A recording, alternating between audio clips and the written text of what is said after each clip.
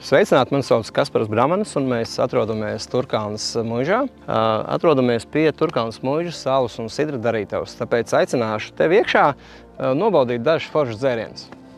Sākās ar to, ka šeit būs vīna darītava. Tas bija 17. gads. 18. gada 18. novembrī mēs šo ēku pabeidzām, un tad, lai uz atklāšanu būtu ko iedzert, tad attiecīgi 17. gadā jau vajadzēja kaut ko tā kā uzražot. Tur bija interesantais stāsts par to, ka mēs bijām vienu mucu ar ābolu sulu aizmirsuši ābeļdārzā.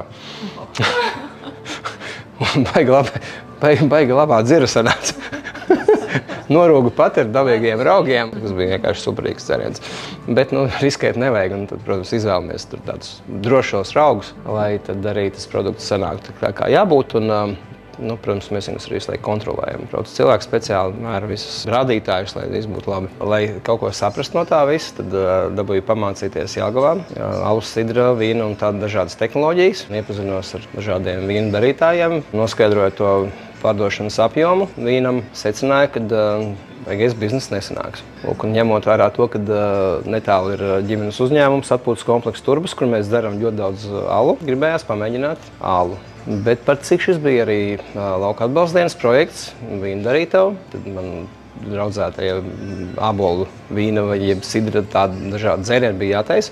Izdomāju par labu sidram, nevis vīnam. Tad mēs kaut kā mēģinājām nelielos apjomos taisīt to sidriņu. Biju pieaicinājis tehnologu, kas tur mērīja visas tās skābumus un visas pārējās lietas. Likās, ka ir ok, un tad mūsu kolēģīts Linars Liberts, pagaršojot sidriņu, teica, ka ir baigi labs un vajadzētu viņu aizvest uz kādu konkursu. Tajā gadā bija Rīga Wine Champagne sādaļas sidrs, kur mēs dabājām arī bronzas medaļu. Un tad sapratu, ka jā, tad mums bija ābolu vīns uztaisīts, kāds 700 litri, un ļoti ātri viņi to visu izdzēra.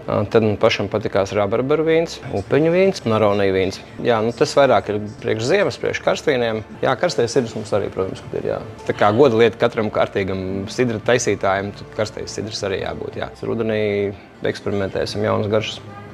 Pļavas ar zālītēm un tādas, tas man liekas tāds segments, kas varētu būt interesants. Pļavas puķēm tur. Jā.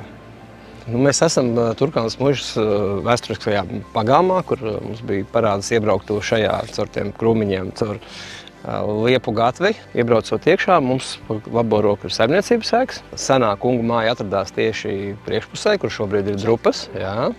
Lūk, un pa kreisi ir kalpa mājas, un alus un sidra darītava atrodas Turkalnes muižas klētī. Nākotnes plāns ir, kad katrā šajā ēkā mēs izvietojam kādu darītavu dzērienu. Šeit mēs joprojām turpinam spiest sulu, jo šobrīd mēs to arī šeit darām. Šajā zirgu stālī būs sidra darītava, tajā tāpā blakus garāžā būs stipro dzērienu darītava. Šeit ir garāžiņa, kurā šobrīd mums stāv daļa produkcijas. Šeit ir diezgan laba temperatūra arī vasarā un ziemā. Būtībā nekas nesasalst. Šī ir viena no vietām, kur mums glabājās produkcija.